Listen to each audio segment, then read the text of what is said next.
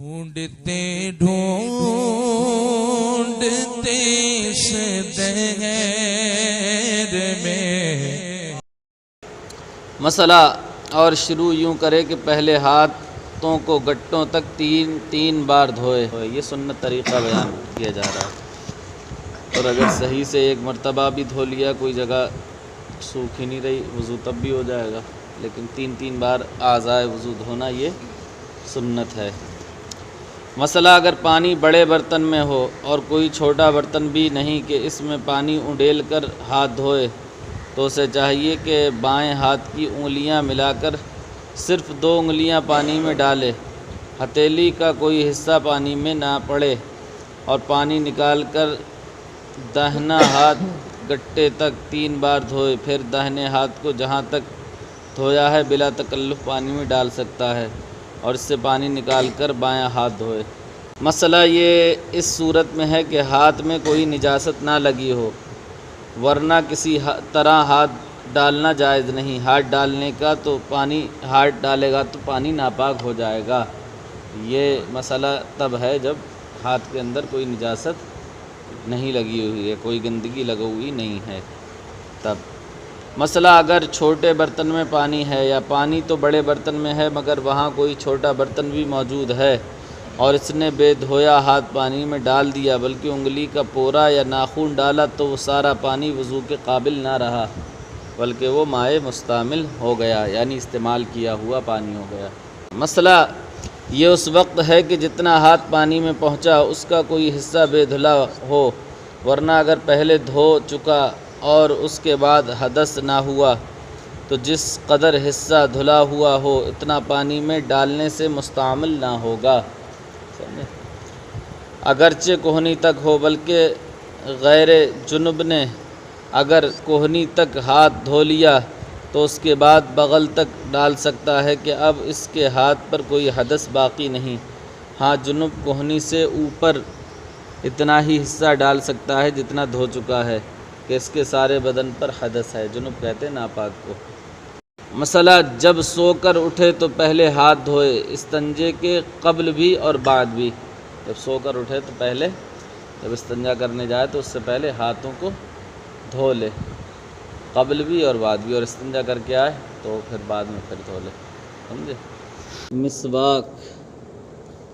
مسواک داہنے ہاتھ سے کرے، اور اس طرح ہاتھ میں لے کے چھنگلیا مسواک کے نیچے اور بیچ کی 3 انگلیاں اوپر اور انگوٹھا سرے پر نیچے ہو، اور مٹھی نہ باندھے.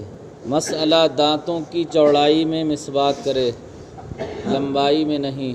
مسئلہ پہلے داہنی جانب کے اوپر کے دانت مانجے،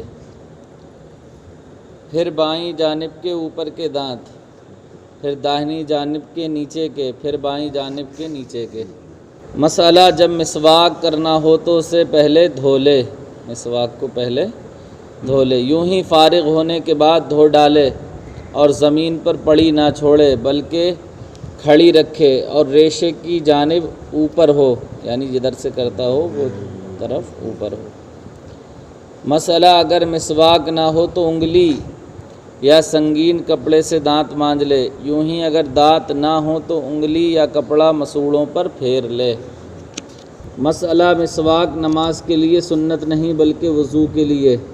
تو جو ایک وضو سے چند نمازیں پڑھے اس سے ہر نماز کے لیے مسواک کا مطالبہ نہیں، جب تک تغیر نہ ہو گیا ہو، ورنہ اس کے دفع کے لیے مستقل سنت ہے. البتہ اگر وضو میں مسواک نہ کی تھی تو اب نماز کے وقت کر لے. مسئلہ پھر 3 چلو پانی سے 3 کلیاں کرے کہ ہر بار منہ کے ہر پرزے پر پانی بہہ جائے، اور روزہ دار نہ ہو تو غرارہ بھی کر لے. مسئلہ پھر 3 چلو سے 3 بار ناک میں پانی چڑھائے کہ جہاں تک نرم گوشت ہوتا ہے ہر بار اس پر پانی بہہ جائے، اور روزہ دار نہ ہو تو ناک کی جڑ تک پانی پہنچائے، اور یہ دونوں کام داہنے ہاتھ سے کرے. پھر بائیں ہاتھ سے ناک صاف کرے، بائیں ہاتھ کی چھوٹی لیا سے ناک کو صاف کرے. مسئلہ منہ دھوتے وقت داڑھی کا خلال کرے، شرط یہ کہ احرام نہ باندھے ہو، احرام کی حالت میں خلال نہ کرے، یوں کہ انگلیوں کو گردن کی طرف سے داخل کرے، سمجھے، انگلیوں کو گردن کی طرف سے داخل کرے اور سامنے نکالے۔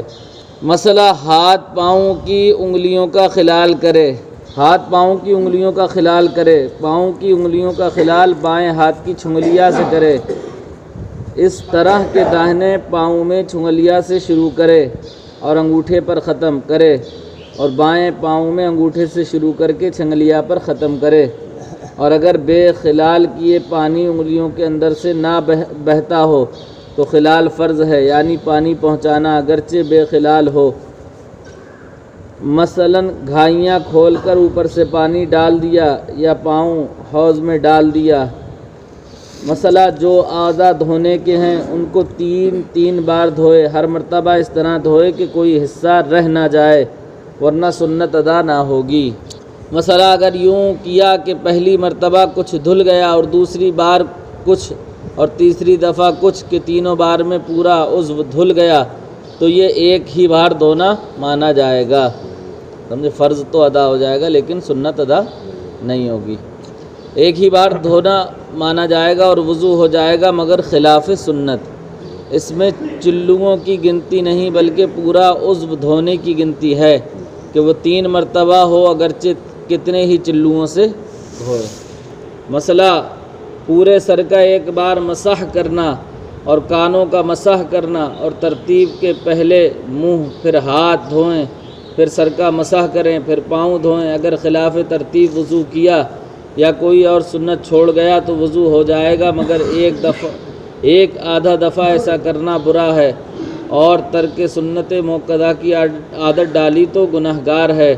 اور داڑھی کے جو بال منہ کے دائرے سے نیچے ہیں ان کا مسح سنت ہے اور دھونا مستحب ہے، اور اعضاء کو اس طرح دھونا کہ پہلے والا عضو سوکھنے نہ پائے، یعنی ایک کے بعد ایک دھویا جائے، یہ نہیں کہ تھوڑی ایک دھو لیا اور وہ سوکھ گیا پھر دوسرا دھویا۔